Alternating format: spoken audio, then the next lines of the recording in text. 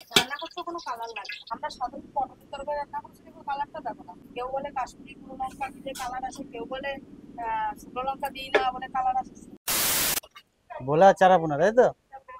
তো ভোলা মাছ এরকম সত্যি সত্যি কি লাল কালার হয় সেদিন? হ্যাঁ, না, সাদাও হয়।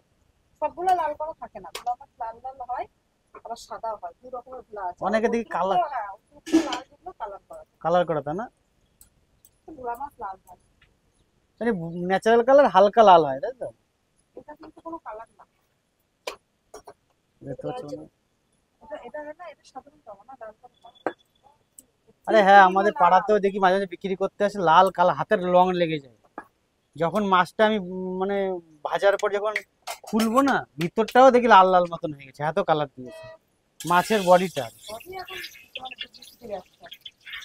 কালার খাওয়া কি উচিত বলো? মোটেই উচিত না, শরীরের পক্ষে ক্ষতি করে। রান্না করতে কোনো কালার লাগে না। না না, রান্না করতে না, ওই যে মাছের যে মাছের কালারটা। মধ্যে তো কালার দেওয়া উচিত না, রান্না করতে গেলেও কিন্তু কালার লাগে না। কালার লাগে না, রাঁধুনি ভালো হলে মিষ্টিদের মতন আমি কালার এমনি চলে আসবে। না, আমাদের নজরে তো তুমি ভালো রাঁধুনি। অনেক মাংস রান্না করতে গেলে বলে যে কাশ্মীরি গুঁড়ো লঙ্কা না দিলে লাল আসে না, মানে কালার হয় না। এগুলো ভুল কথা। ঠিক মতন মানে মাংস কষিয়ে কাশিয়ে রান্না করলে কালার কালার হবে, এমনি চলে আসে।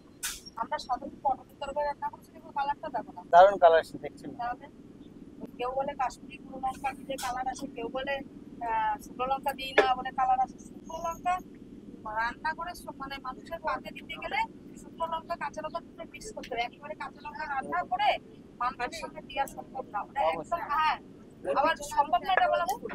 কারণ সবার নজর ভালো লাগবে না, ওই টাইপের কাঁচা লঙ্কা রান্না করলে না সেই টেস্টটা বেশ সুন্দর টেস্টটা হয়। দারুণ আছে, কালারও কিন্তু দুর্দান্ত কালার আসে। এইগুলো তো কিন্তু চলো। মানুষ, আমরা এখন সবসময় লাল লাল ঝাল ঝাল, মানে মানুষের নজরেই এখন মানে বিষাক্ত।